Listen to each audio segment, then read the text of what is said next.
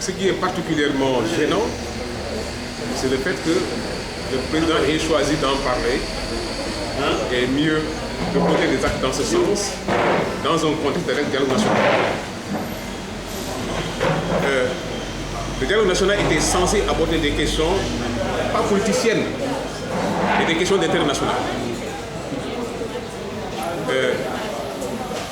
Vous savez, aujourd'hui, nous sommes assaillis par un certain nombre de questions extrêmement importantes sur lesquelles on aurait pu effectivement prendre le temps d'échanger pour voir ce qu'il y a de mieux pour le Sénégal. À la place, le président, presque dès le lendemain du lancement du dialogue national, a fait libérer les accusés de Karim. Ensuite, à travers les ondes de radio étrangère, a dit effectivement qu'il se peut que Karim soit libéré d'ici la fin de l'année. Ce que nous trouvons, c'est effectivement que ça ne se passe que dans le contexte d'un dialogue national. La libération d'un prisonnier, qui qu'il soit, humainement, ne peut pas être gênant. Au contraire, on a vu, à chaque fois on est à la veille de la fête de l'indépendance nationale, il y a effectivement des prisonniers qui sont libérés. Donc le président a le droit effectivement de faire libérer des gens.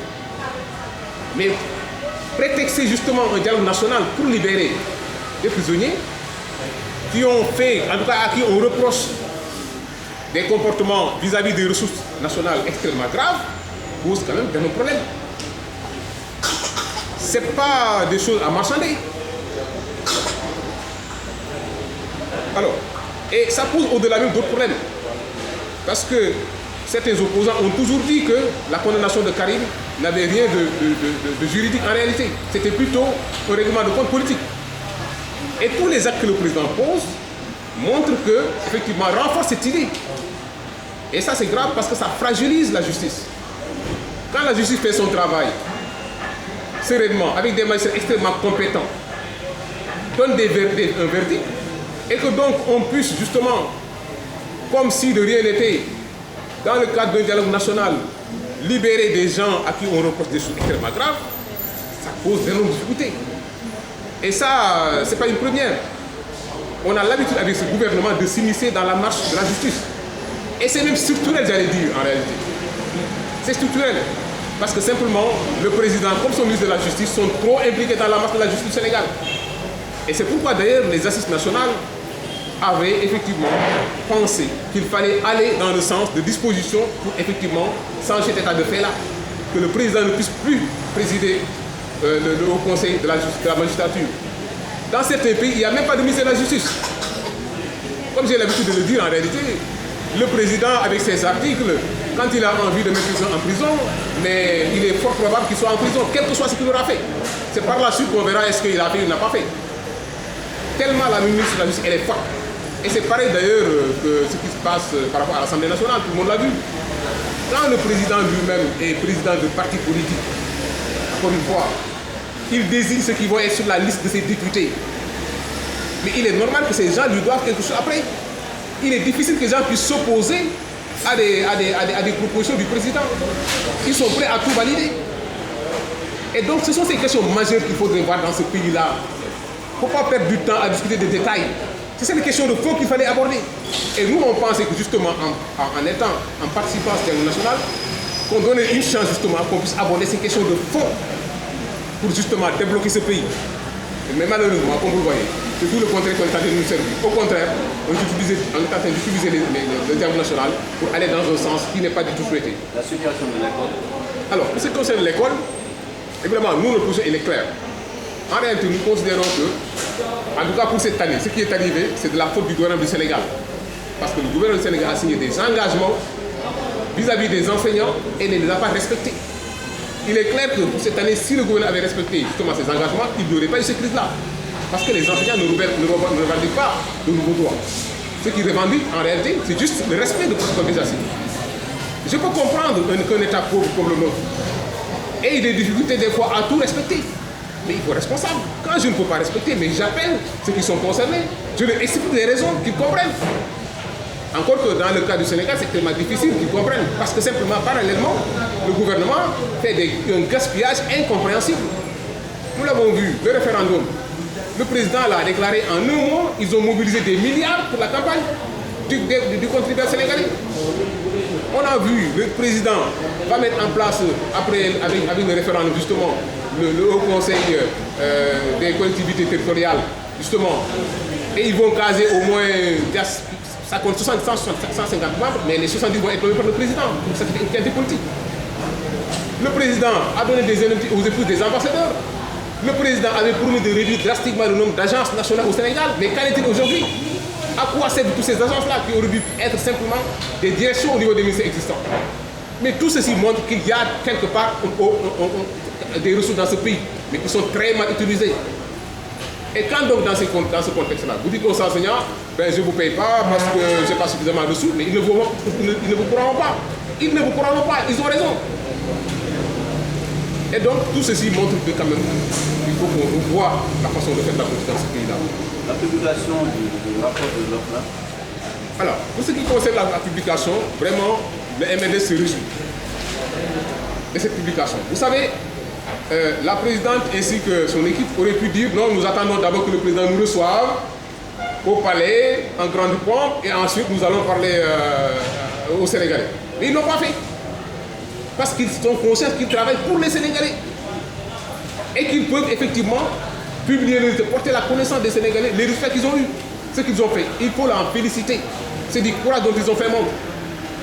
Maintenant, nous espérons que effectivement les dossiers qui ont été déposés au niveau de la justice, par rapport à ceux qui ont été publiés, en tout cas ceux qui se sont mal comportés vis-à-vis du denier public, nous espérons que la justice fera son travail et que l'État de ce gouvernement du Sénégal, son chef, ils laisseront la justice faire son travail jusqu'au bout.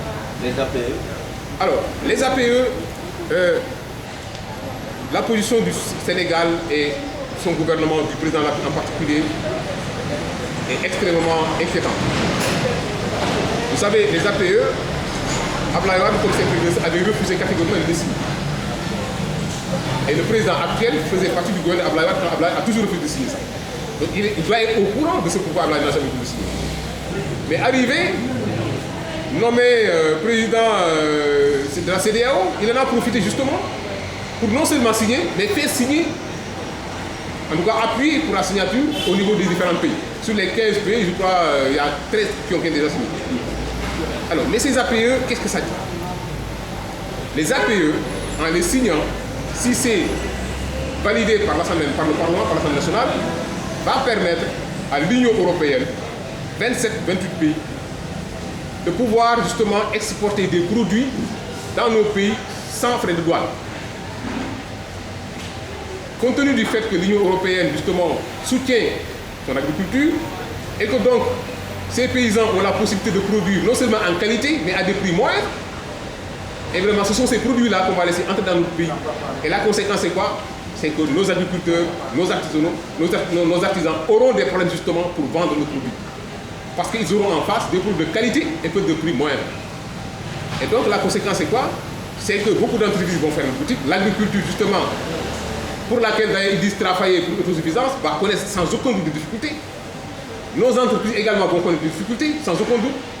Et la conséquence, c'est qu'il y aura de plus en plus de moins d'emplois. Et donc, vous voyez tout ça.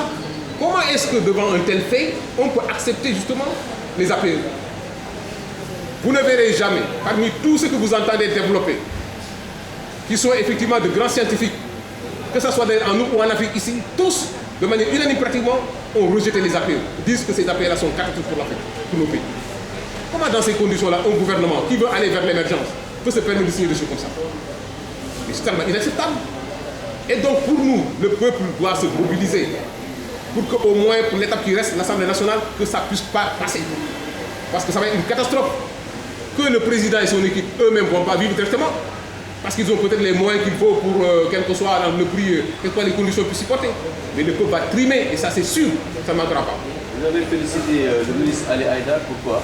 Alors nous l'avons félicité le ministre Ali Haïdar parce qu'il a fait un excellent travail avec son équipe. Le ministre, vous savez, il n'y a pas longtemps, est sorti pour attirer l'attention de cette catastrophe qui est en train de s'opérer au niveau de nos forêts, notre écosystème, mais particulièrement en Casamance, où des étrangers viennent justement démolir notre forêt. Et donc, c'est au gouvernement de prendre au sérieux la question, d'être plus vigilant, de mettre à disposition plus de ressources humaines et matérielles justement pour faire face, pour protéger nos forêts. Vous savez, les forêts, ce sont des facteurs extrêmement importants pour le développement. Il y a beaucoup de populations qui vivent à partir de ces forêts-là justement. Quand c'est détruit, quand c'est la tête de ces populations déjà vulnérables, c'est un vrai problème et donc à ce titre-là, il mérite la reconnaissance de la nation pour le travail qu'il a fait. Nous l'encourageons et le félicitons pour ce travail excellent. Voilà.